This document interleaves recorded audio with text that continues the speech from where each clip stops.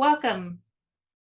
Welcome to the Women in Leadership Body, Soul, Mind, and Business podcast. I'm Charlie. And I'm Heather. Together, we are working to connect women in leadership and business, empowering each other, improving the health and wellness of our community, body, mind, and soul. And today we have an amazing guest with us. Yes, I'm so excited for you guys to meet Lisa Rodino. She is fabulous and has a wealth of knowledge to share with us today as we are getting ready to take our kids back to school and get back into the Mom New Year. It's a Mom New Year. Yeah, Mom New Year. And introduce yourself and what it is you do, both your, regular 9 to 5 school year time, and then also, the other hats you wear. Thank you for having me. I really appreciate this opportunity. My name is Lisa Rodino. I work for Arlington Public Schools as the School to Work Coordinator. So in my 9 to 5 week during the school year, I work with students on applying to colleges and universities, applying to community and technical colleges, helping them explore apprenticeships, helping them explore employment opportunities, helping them explore possibly enlisting in the military. I also work with students on looking for scholarships and filing FAFSA in order to get financial aid at colleges. In addition to that, I also work with students on work-based learning, which is where they can have jobs throughout the school year and earn a half a credit for so many hours worked. And then this past summer, we launched an internship program, which is 90 hours during the summer, and they also earn a half a credit for completion of the internship. In my spare time, I enjoy hiking and biking and kayaking and walking and running and all of those types of things. I also do work with students as they are needed, not necessarily with Arlington Public Schools, but any student who may need additional help with the process of colleges and financial aid. And just being someone who can provide them with maybe some guidance that maybe their parents don't even know about, or they're just in a certain situation where they don't have someone to ask. And so hopefully open up those lines of communications to help them find their best path and where it is that they want and how I might be able to help get them from point A to point B. You are the bridge. I am the bridge. You're Absolutely. The bridge between school and then the now what? Absolutely. I have to do a thing. Somebody expects me to know what I want. What is the next step now? Well, one of the biggest things is, and whenever I work with any student, is they need to keep all their doors open. So when they change their mind, and this is not an if, this is when they change their mind. Very few students don't change their mind. And in October, when they want to be a lawyer, and then in April, when they decide they're going to be an electrician, that's okay. Those are absolutely valid opportunities for the student. So let's keep all our doors open. So when their mind changes, we can go ahead and change with it. And it's not a failure. It is not looking negatively on themselves. It's just, hey, I've changed my mind. I think I'm going to go another direction. And that's okay. I like that, the way you said that, keeping all the doors open, because I think that would be the biggest thing we want for any of our kids that are making those transitions, to have as many doors open for them as possible. So that, I love that. And I tell the students, take the SAT, although most colleges are not even requiring SAT or ACTs now because of COVID. But take the SAT, take the ASVAB, which is the military entrance exam. Let's explore employment opportunities. Let's explore apprenticeships, so you can make a really solid choice when you decide to make a choice, because we've kind of looked at everything. And again, if you change your mind, it is okay. It's not a failure. It's just, I've changed my mind. I think that's huge, because I think we, as parents, walking our kids through that change, it's hard. I'm just witnessing your struggle last year, like, yeah. That exact place. I'm still kind of in the middle of this process with my oldest. She graduated this last year, and then her whole high school years was just weird because of COVID, and then transitioning now into work and school.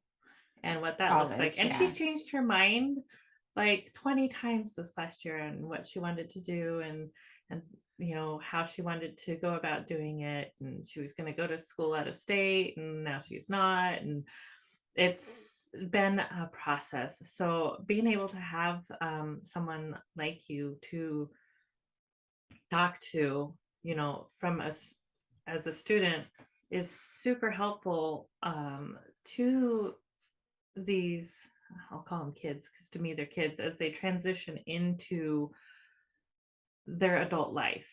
Because I know I didn't have anyone there to help coach me along my way, and I had to figure it out on my own. And I feel like a lot of times we think that we have to do these things on our own, so that knowing that there's a resource, that there's a person to talk to at school, or at least as part of the school district about these things, I feel is super important, because these are huge life changes, huge life decisions. And then, they change their mind and go a different direction for whatever reason. And Charlie, I think what you said is extremely applicable, and I call it the spaghetti model. You've got, and I say this with the absolute terms of endearment, the nerd people, my husband. In his high school yearbook, he's like, this is what I'm going to do, this is what I'm going to be, this is who I am, and a straight shot. And 30 years later, that's what he's doing.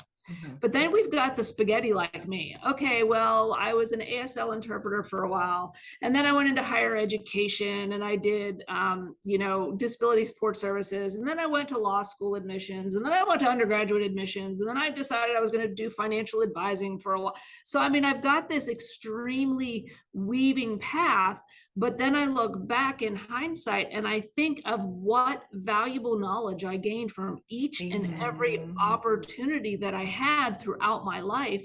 And I honestly believe that everything leading to this point in my life has made this job that I currently have the absolute best job I've ever had, because it's a culmination of all of those years of experience that I've had. And one of the other things that you kind of touched on a little bit is, as parents, and I know with my son, you have a goal for them, you have a dream for them, you want them, that old time, we want you to be better than what we did.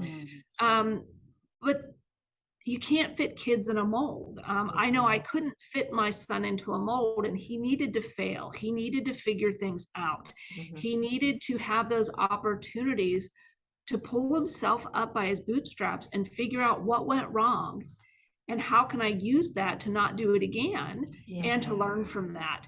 And so I think as a society, a lot of times we don't want our kids to fail. I mean, nobody wants to watch their kid fall flat on their face, but I found that whenever we watched our son fall, and we were there, we coached him, he was allowed to fail safely, and he was allowed to fail in a way that we were still there to support him. And by allowing that to happen, now that he's more of an adult, graduated from college, has his first job, he's had those experiences of failure, and realizing that it doesn't define who he is, but it allows him to springboard into the next part.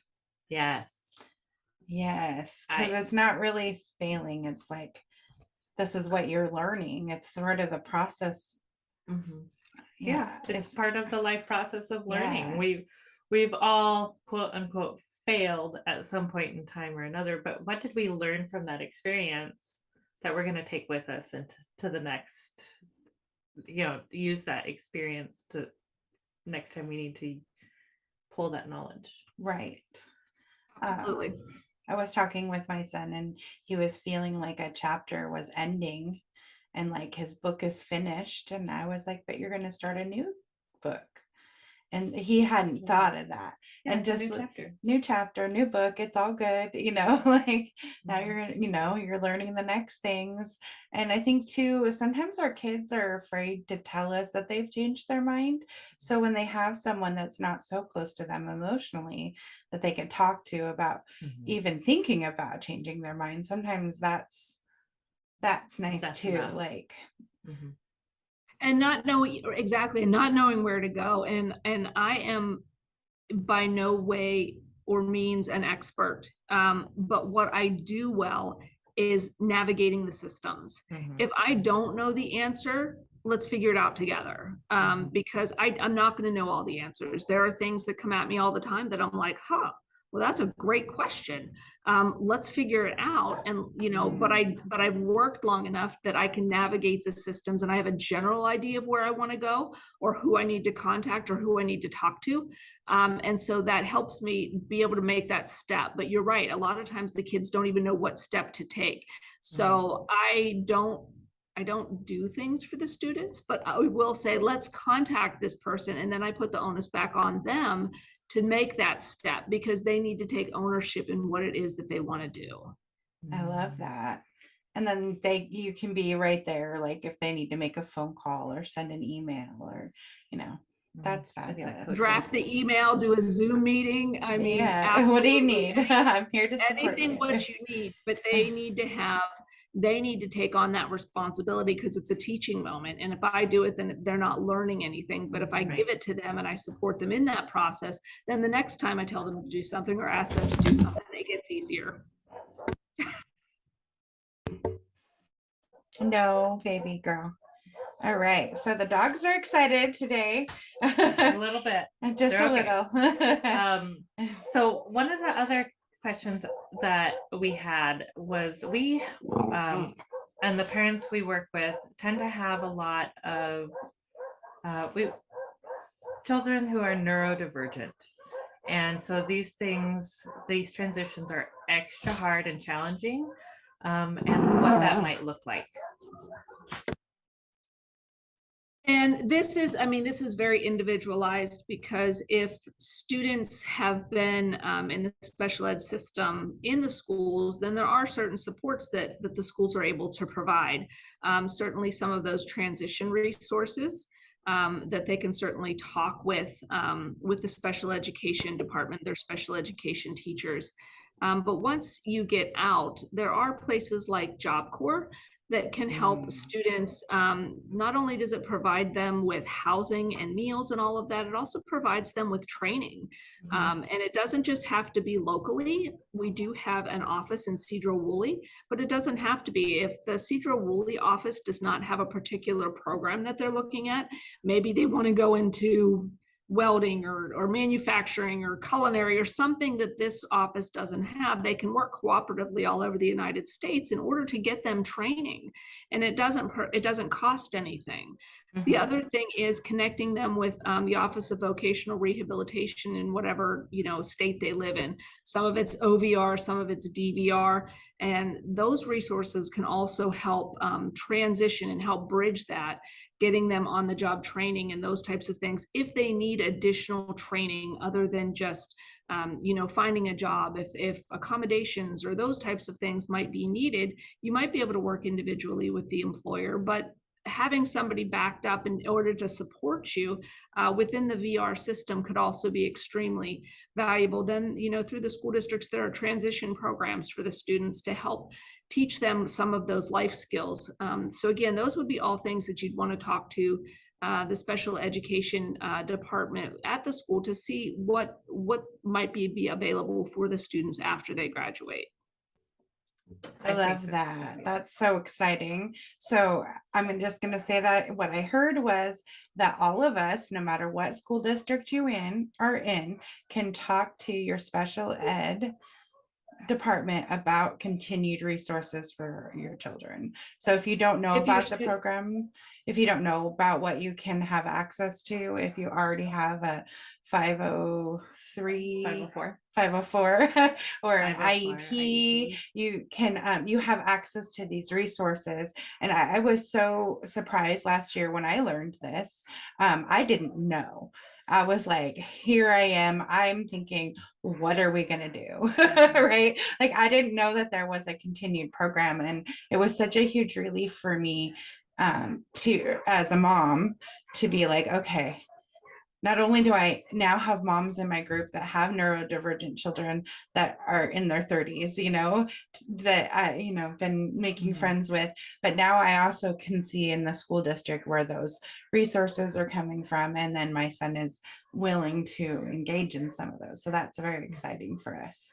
Yeah. And absolutely, and just asking the questions. I mean, the student Yeah. may or may not qualify, but I mean, at least having the opportunity to just ask those questions. What else, what's the transition program for my student once they graduate? What can we expect? What other resources are there? And then, allow them, because obviously they're going to have a lot more knowledge about what's out there than Exactly. possibly you as a parent.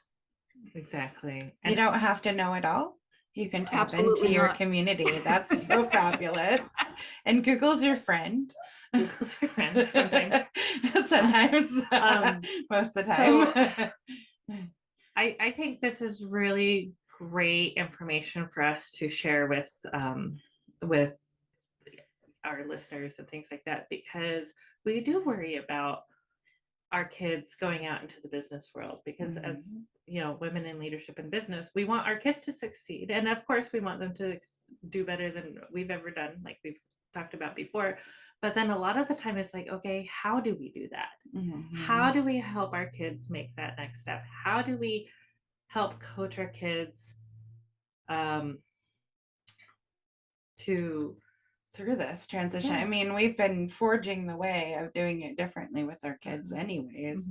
So like, what's the next step look like? We kind of figured the school stuff out, like who to talk to. And one of the things I was most excited about when meeting Lisa for the first time was I got this huge sense of relief. Like, I don't have to figure this out on my own. I don't have to coach my kid by myself. There's other people to help me with that. And that is a huge weight lifted from my shoulders. I said my oldest is transitioning to college. She starts college in a couple weeks, but my youngest is transitioning into high school. So really, for the next 4 years, we're preparing him for the rest of his life. We're preparing him for a career. We're preparing him for life outside of school and what that might look like, and talking to him about what he might want to do when he graduates and all this stuff.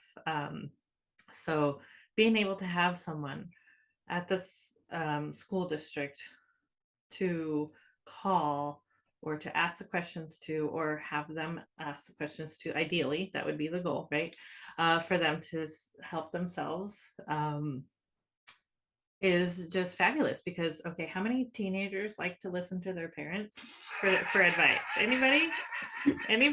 Exactly. And that's like, even with our son now, I mean, all of a sudden he'll say something and we'll be like, I wonder where you heard that from. It's not that we've not been preaching that to you for like 14 years, but then somebody else says it and they go, he's like, wow, that's a great idea. And you're like, that's fantastic. You just keep doing you, and buddy, it's going to be good. But it's that outside perspective that we as parents, we want our students to listen to absolutely every single thing we say, because we're really smart and we know everything. But then all of a sudden, to get somebody else to say it, they go, oh, okay, maybe my parents do know what I'm talking about.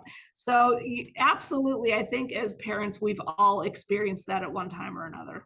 That validation piece, like, oh, my mom is smart. Oh, they do know what they're talking about. Thanks sometimes. So much. Oh my goodness. Oh, Lisa, this has been a pleasure, absolute pleasure talking with you today about these things. I think this is really important for parents to know that these resources are available in their own school districts. So if you are in the Arlington School District up here in Washington, you can get a hold of Lisa Rodino. And if you are not part of the Arlington School District, get a hold of your local school district and ask them who they're the special ed department. So if you have you should have a person that you're working with. And if you're not getting your questions answered, it's okay to talk to somebody else too. Like, just, keep asking. Or sometimes we need a fellow parent to help us ask those questions, because we get emotional about what's going on with our kids too. We do. And so then sometimes we don't understand, or we take something personally that we shouldn't be. Like, help us with those darn 4 agreements is sneaking in again. Don't take it personally. It's not about you. Maybe they don't understand your question, or maybe you're not saying it in a way that they can understand it. Mhm. Sometimes that's a lot of the resistance I get, is that I'm asking the question in such a weird back way because of what's going on in my own life, Mhm. that someone may not understand my question. But if I have my bestie with me, Charlie, she'll be like, "Oh, this is what you're trying to say," like, and then she just, just like you do, you bridge the gap. So don't be afraid to ask for community support. And I mean, I think that that is the whole crux of the entire Women in Leadership. It's providing support to women out there and just allowing them sometimes to vent and to talk and to just be there and pick them up, and say, it's okay. Let's take the next step and see where we end up at. Exactly. And you don't have to take those steps alone, Yeah. which is fabulous. We You don't weren't have ever to do meant it to do alone. it alone. We were never meant to. No. So We're meant to work in circles, work together, and create this community. So thank you for being part of our community, Lisa. We love having you. Thank you so much. I appreciate the time. And if there's questions, just let me know. Absolutely. Our cause of the quarter this quarter is the Tears Foundation. We have the Tears Foundation Gala coming up in October, and it's Roaring 20s. it's Roaring 20s. So we're going to get dressed up. It's a Mhm. local event in Puyallup, Washington, Mhm. and they've expanded nationally and internationally. Yes. And it's an amazing organization. So go ahead and check those links out below. But Charlie and I are collecting donations from the community to create baskets for giveaway, or for giveaways, for auction. And we'd love to put together a different baskets for different little communities around here, with love from Arlington, with love from Stanwood, with love from Marysville, all those things. So if you would like to donate items to those gift baskets, or cool things for the live auction, I'd be happy to deliver them, and they're tax deductible. I have the right forms, so let me know. Right. We're always looking for those things too. Always looking for those So things keep too. giving where your heart leads you to give. Mhm. And thank you so much for joining us on the Women in Leadership Body, Soul, Mind, and Business podcast. Be sure to listen and download or watch and subscribe at www.womeninleadershipbsmb.com. Thank you. Namaste. Namaste. Mwah.